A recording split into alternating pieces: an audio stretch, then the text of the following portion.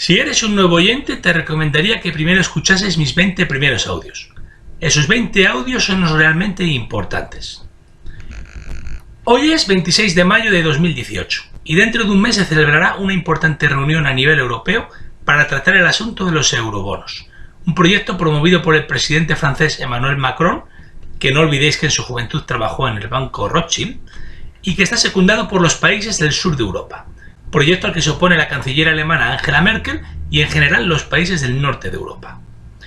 Este enfrentamiento es el colofón natural a la soterrada batalla que llevan librando desde hace 10 años los máximos dirigentes del Banco Central Europeo, con el italiano Mario Draghi a la cabeza, y los máximos dirigentes del Bundesbank, el Banco Central alemán, pues los planteamientos de ambos bandos para hacer frente a la crisis de 2008 son antagónicos. Analicemos en primer lugar a los contendientes. Empezaremos por el BCE, el Banco Central Europeo. El BCE es el principal instrumento que tienen los banqueros internacionales de Londres y Nueva York para dominar a los europeos. Ellos controlan el euro, que no es otra cosa que la prolongación del dólar en territorio europeo, pues sería demasiado descarado que los europeos nos viésemos obligados a usar también el dólar. Los autoritarios burócratas tecnócratas de la Unión Europea, elegidos a dedo por no se sabe quién, son los encargados de ejecutar las órdenes de los banqueros internacionales y de llevar a la práctica sus planes. Para muestra, un botón. Mario Draghi fue el máximo responsable para la región europea de Goldman Sachs entre 2002 y 2006. Y sigue siéndolo, solo que ahora desde su flamante cargo de presidente del Banco Central Europeo. Nada menos.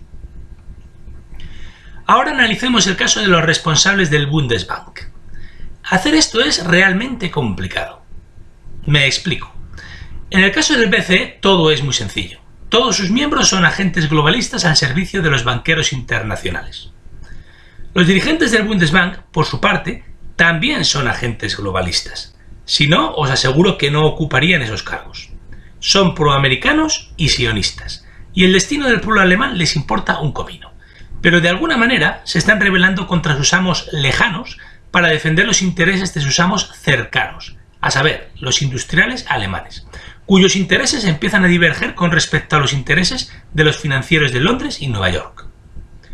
Todo este asunto es muy, pero que muy interesante, y la cosa se está poniendo al rojo vivo, hasta el punto de que una parte de la élite alemana se está acercando a Rusia y se está alejando de Estados Unidos, pues son conscientes de que la arruinada potencia americana ya no tiene nada interesante que ofrecerles, salvo deuda y amenazas. Mientras que Rusia posee el petróleo y el gas que Alemania necesita, y China puede ofrecerle un inmenso y pujante mercado donde vender sus productos. En este punto es cuando os debo recordar que el principal centro de operaciones de la CIA en suelo europeo está en Berlín, y que Estados Unidos tiene desplegados en Alemania a 50.000 soldados de ocupación. Así que, como comprenderéis, para Alemania va a ser prácticamente imposible iniciar un proceso de desconexión y recuperar de esta forma su plena soberanía sin hacer saltar todo por los aires. La situación es la siguiente. A los banqueros de Londres y Nueva York les interesa que el BCE siga imprimiendo mucho dinero de la nada y a lo loco y que siga prestando y endeudando a las naciones europeas, especialmente a las del sur de Europa. Los alemanes les han seguido el juego durante muchos años por dos razones. En primer lugar, porque de alguna manera ya les iba bien. Al fin y al cabo, si los habitantes del sur de Europa tienen dinero, sea suyo o sea prestado, se pueden permitir comprar muchos coches y electrodomésticos alemanes. Y en segundo lugar, porque sencillamente no lo podían impedir. Recordad que Alemania es un país ocupado. Alemania no da órdenes, las recibe. Los alemanes siempre han estado en contra de la política monetaria expansiva del BCE, porque es una política irresponsable financieramente, genera distorsiones en la economía productiva y deshonesta moralmente, premia al derrochador y castiga al ahorrador, que además siempre acaba de la misma forma, con la explosión de la inflación, algo que por cuestiones históricas constituye una obsesión para los alemanes. El BCE ha imprimido dinero de la nada y a lo loco para prestárselo a continuación a gobiernos e individuos derrochadores y corruptos, básicamente a los del sur de Europa.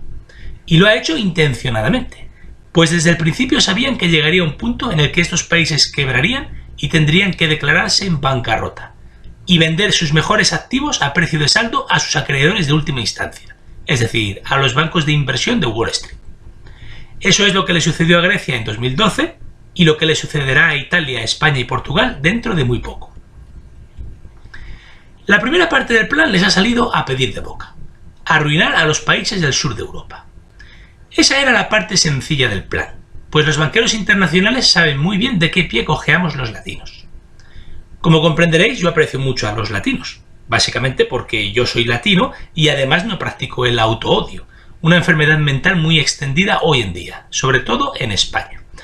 Pero hay que reconocer que tenemos una serie de defectos que nos abocan al desastre y a la derrota.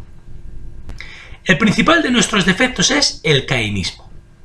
Nuestro otro gran defecto es la envidia. Pero bueno, también tenemos algunas virtudes, como por ejemplo que sabemos perdonarnos nuestros defectos. Por eso los latinos, ya desde el principio, obligamos a la Iglesia Católica a introducir los sacramentos de la confesión y de la extremaunción.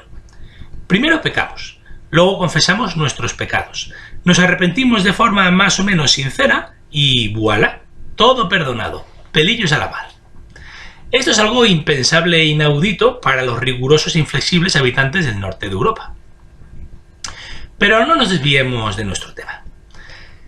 Ahora los banqueros pretenden implementar la segunda parte del plan, que no es otro que arruinar a los países del norte de Europa. Por eso Alemania y los países nórdicos se están rebelando, porque se huelen la jugada, especialmente sus ciudadanos, razón por la que están dejando de votar a los traidorzuelos partidos tradicionales para apoyar a los nuevos partidos nacionalistas, cuyos inteligentes líderes llevan advirtiéndonos desde hace mucho tiempo que tengamos cuidado con los banqueros internacionales, puesto que el que juega con fuego se acaba quemando. Estos banqueros de Londres, Nueva York y París están presionando para que el Banco Central Europeo emita eurobonos, es decir, para mutualizar la deuda de todos los países europeos. Es decir, para que los países solventes, los del norte de Europa, se hagan cargo de la deuda de los países arruinados, los del sur de Europa. El objetivo es evidente: que los endeudados e insolventes países del sur de Europa arrastren a la ruina, al fondo del mar, a los países del norte de Europa. Una vez hundidos, los banqueros internacionales podrán expoliar y saquear a los países del norte, tal y como están haciendo en este preciso momento con los países del sur. Por ello, debemos oponernos con todas nuestras fuerzas a los eurobonos. Los eurobonos no salvarán a los países del sur de Europa, pero sí condenarán a la ruina a los países hermanos del norte de Europa, y eso no es lo que nosotros queremos. La única salvación para los países del sur de Europa es la siguiente: expulsar del poder a los partidos tradicionales y propiciar la formación de un gobierno nacionalista. Lógicamente, la redención de España no puede venir de la mano de los comunistas de Podemos ni de los sionistas de Ciudadanos. Dejar de pedir dinero prestado a los banqueros internacionales. Salir del euro y de la Unión Europea. Ya habrá tiempo en el futuro de formar una verdadera coalición europea con otros gobiernos nacionalistas hermanos. Y decretar la invalidez de la deuda ilegítima generada por los anteriores gobiernos, cuyos integrantes deben ser juzgados y encarcelados por el delito de alta traición. No voy a ocultaros el hecho de que a partir de ahí van a suceder cosas muy desagradables, sobre todo amenazas y sanciones provenientes de Estados Unidos. Pero debéis tener en cuenta que si seguimos postrados ante los banqueros también van a suceder cosas muy feas. Básicamente una reducción a la esclavitud a cámara lenta, eso sí. Pero sobre todo debéis tener en cuenta una cosa: si hemos llegado a estos extremos ha sido por nuestra culpa, por los errores que hemos cometido los miembros de las generaciones nacidas entre 1940 y 1980, y no es justo que sigamos retrasando la asunción de nuestras responsabilidades con la esperanza de que sean nuestros hijos y nuestros nietos los que tengan que afrontar las terribles consecuencias de nuestros actos y de nuestras decisiones. Lo que tenga que suceder ha de suceder cuanto antes, pues cada generación ha de asumir la responsabilidad de sus actos. Nosotros hemos decidido libremente endeudarnos con los peores prestamistas usureros imaginables, y ahora nosotros debemos hacer frente a las consecuencias. Y además debemos hacerlo con nuestros recursos personales, no malvendiendo el patrimonio del Estado español para salir del paso, como por ejemplo el oro del Banco de España o nuestras empresas estratégicas, pues estos activos no nos pertenecen. Nos los legaron nuestros antepasados a nosotros, con la condición de que nosotros los leguemos a nuestros descendientes. Todo aquel que venda patrimonio del Estado, es decir, todo aquel que privatice bienes estatales, es un traidor. Y punto. Y todos los que hayan votado a políticos que hayan privatizado bienes del Estado son unos sinvergüenzas. Y punto. Y todo aquel que regale el pasaporte español a ciudadanos extranjeros como si fuera el carnet de una piscina municipal es otro traidor. Pues una cosa es estar en un país y otra muy diferente es ser ciudadano de un país. Algo que un extranjero solo debería conseguir transcurridos muchos años tras demostrar muchas cosas. Solo se debería otorgar el permiso de residencia a los extranjeros que demuestren que pueden aportar algo al país. Y la nacionalidad solo se debería conceder tras vivir muchísimos años en el país y demostrar un comportamiento ejemplar. Eso es lo que hacen en países como Japón o Suiza. Y ese debería ser el modelo para todo aquel país que se considere a sí mismo un país serio. Como podéis comprobar, en este audio he sido bastante duro con los habitantes del sur de Europa, con los latinos. De todo lo que he dicho se puede inferir que la gente del norte de Europa hace las cosas mejor que la gente del sur. No sé a vosotros, pero a mí no se me caen los anillos por reconocer lo que es evidente. Porque yo soy muy amigo de los latinos, pero aún soy más amigo de la verdad. Dicho esto, lo cierto es que yo, como latino, no me siento acomplejado. Pues a nadie se le escapa que históricamente el sur de Europa ya desde la antigüedad ha estado más desarrollado que el norte a todos los niveles. Y que solo en los últimos 200 años nos han superado. Aunque eso sí, el adelantamiento ha sido espectacular. Pero es que además deberíamos tener en cuenta otra cosa. Los del norte de Europa, con toda su ciencia y toda su tecnología, han sido infiltrados por los sionistas, una gente proveniente de Oriente Próximo que controla sus países desde dentro. Algo que jamás nos sucedió a los del sur de Europa cuando éramos nosotros los que cortábamos el bacalao. Los griegos derrotaron a los persas y a los fenicios. Los romanos derrotaron a los cartagineses y conquistaron el Levante y el norte de África. Los bizantinos frenaron a los árabes. Los españoles y los italianos mantuvimos a raya a los turcos. Y sí, ya sé que la península ibérica fue ocupada por los árabes entre el 711 y 1492 y la península balcánica fue ocupada por los turcos entre 1453 y 1880. Pero al menos nosotros ofrecimos resistencia y fuimos derrotados militarmente. Mientras que los ingleses y por extensión los norteamericanos se dejaron y se dejan dominar por los sionistas y en ningún momento ofrecieron ninguna resistencia. Se sometieron sin pelear. La historia del Imperio Británico y del Imperio Americano, ambos controlados por los sionistas, constituye una mancha en la historia de Europa. Y los máximos responsables de esta aberración son los ingleses, cuya excelencia en el campo de la ciencia y de la tecnología solo es igualada por su estupidez e ingenuidad a la hora de tratar con otros grupos humanos. Dejaron entrar en su país a los sionistas, con la intención de utilizar su dinero, sus sociedades secretas y sus contactos en su lucha contra sus teóricos enemigos, los españoles, los franceses y los alemanes. Y al final resultó que los sionistas se hicieron con el control de su país. ¡Qué pringaos! No olvidéis que los latinos fuimos civilizados 1000 años antes que los del norte de Europa. Es como comparar a un hombre de 50 años con un chaval de 15 años. Puede que el chaval sepa más sobre ordenadores y iPhones, pero sabe menos sobre la vida. Le queda mucho que aprender sobre cómo funcionan las cosas.